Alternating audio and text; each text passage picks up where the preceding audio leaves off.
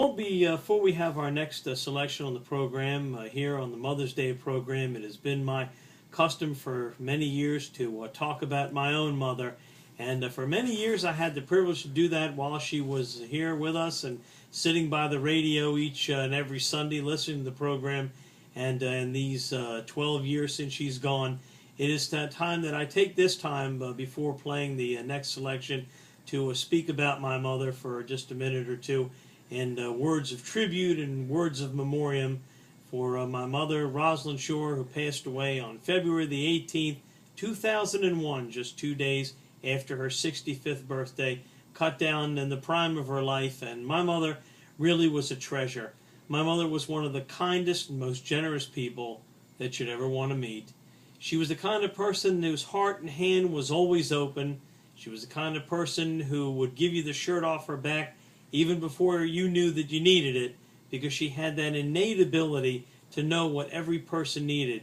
She had the gift to be able to touch everybody's heart and to make that person feel that to her that they were the most important person in the world. She faced whatever came her way with courage and with strength, and she was the backbone of our family, and she really was everything to our entire family.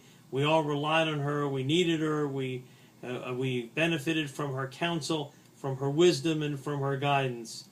And in the 12 years since she is gone, there is today a tremendous black hole that stands in the center of our family, and that black hole stands where my mother used to stand.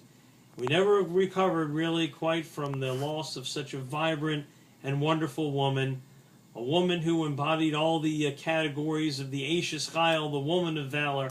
Although she herself despised that title, she couldn't stand phony sentimentality. She always thought that action spoke louder than words. She always used to teach us that the time to be somebody's friend was the time when they really needed you, and the time to step up and do something and get something done to alleviate a person's hurt or a person's suffering, that was the greatest thing you could do.